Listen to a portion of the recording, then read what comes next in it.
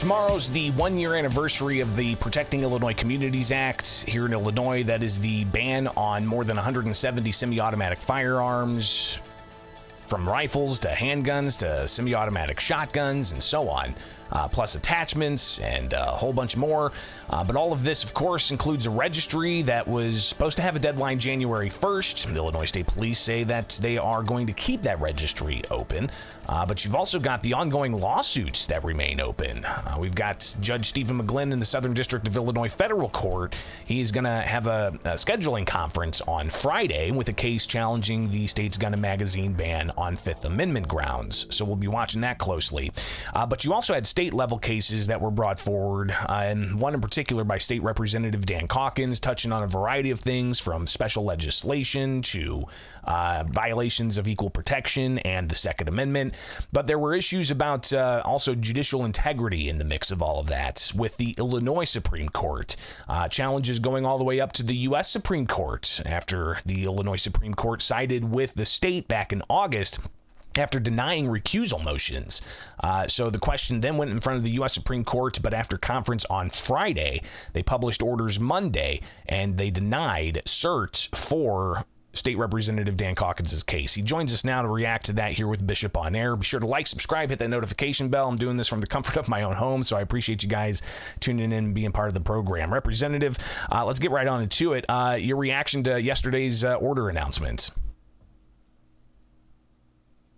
Oh, I apologize. Let me put you back on. I had you on mute, but go ahead. Oh, sorry. Yeah, disappointed for sure. You know, we felt that we had a very, very, I guess, perfect Caperton case. Unfortunately, I think the U.S. Supreme Court's docket is jam-packed. We were one of about 150 appeals that they rejected yesterday morning. I'm sure all of us felt that we had, a worthy case that the U.S. Supreme Court should take up, but they're not obligated to take anything. And if you kind of pay attention to what's going on in the news right now, they're certainly very, very busy with a lot of national implication, issues, the Trump ballot, the abortion issue, the ATF overreach issue. So, we gave it our best shot. We certainly hope that they would intercede and help us here in Illinois with a corrupt Illinois Supreme Court, but it didn't happen. So that pretty well shuts things down for us, although we do have some other legal avenues that we're looking at. Can you talk about that at all? What that could possibly be? Maybe a different state level lawsuit, or maybe a different federal lawsuit. Obviously, the questions still remain in separate cases that are dealing with things from the Second Amendment to the Fifth Amendment arguments, the vagueness arguments, and so on. Even Tom DeVore has cases he's trying to revive in state court. What else could you possibly be looking at when it comes to the legal side of things in the courts? Well, there was an issue that came up after we filed with the U.S. Supreme Court, an issue that you covered, the pretty in-depth, a $7.3 million super PAC that was set up by the lawyer that works for the Senate president, that was used to defame the Republican candidates and promote the Democrat candidates.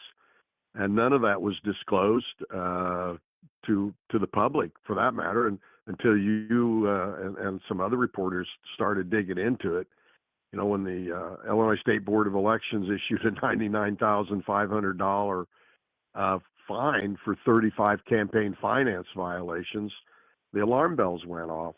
It caused us to amend our pleadings to the U.S. Supreme Court. But it also, I think, has implications for the Illinois Supreme Court for not having divulged those contributions when we were at trial. Representative, what legislatively could happen with this? Because I know that there's always questions about, for instance, judicial transparency and investigations that could possibly be done. I know we have a judicial inquiry board where a lot of people, from my understanding and indication, is that they filed for requests that this whole situation be reviewed by the Judicial Integrity Board. So what legislatively can be done, right, with the separations of powers from the executive branch, the judicial branch, and the legislative branch? What can you guys do in the State House to possibly curb this type of activity? Well, that's a great question, and we've tried unsuccessfully for the last 5 years. I mean, that I've been in the General Assembly, to have some impact on the ethics code of ethics. I don't know that the General Assembly can impose a code of ethics on the Illinois Supreme Court. I know that the Chicago Bar Association, when we filed our appeal to the U.S. Supreme Court, also sent a letter to the U.S. Supreme Court asking them to set up a code of ethics, for the Illinois Supreme Court, or maybe courts in all cases. But I think there's a separation of power issue here. I don't know that the legislative branch is in a position to dictate, ethics guides to the Illinois Supreme Court. I think it's up to them, and it's very disturbing that the obvious is not obvious to them. It's more about the politics. It's more about doing whatever is necessary to retain Democrat control of the Illinois Supreme Court. I think if not to go to the point that the judges are biased, I have my questions, but it's the standard is the appearance. And anyone now going before the Illinois Supreme Court in a case against the state of Illinois, particularly Governor Pritzker, are going to face the same questions. Am I going to get a fair hearing at the Illinois Supreme Court? I think we have a serious ethic problem. I think that these two judges are corrupt in the legal sense, and not talking about them personally. By the contributions from the executive branch and the legislative branch, and that's not the Republican form of government that we serve under, and that's a small R Republican, obviously. There's huge issues here, so I don't know how they're going to address it. I see serious problems with any case that comes before the Illinois Supreme Court now.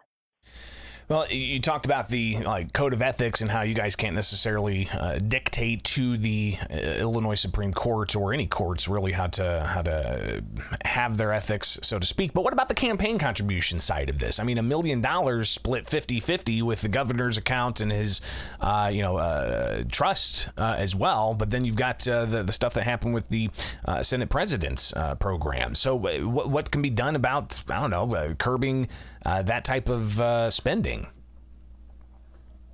Well, when the people that wrote the campaign finance laws, break their own law. I mean, they break their own campaign finance laws, and by having some loophole that they figured out, or maybe they knew it all along when they drew up the contribution limits. I don't know that they're going to be willing to close that loophole. Again, it's a moral, ethical problem that we have in Illinois when we have a multi-billionaire governor who will spend whatever he wants to get what he wants. And we have members of the General Assembly who are able to raise, obscene amounts of money and spend it to get what they want. On top of which, we haven't even touched on the maps and the drawing of the maps and why the maps were redrawn.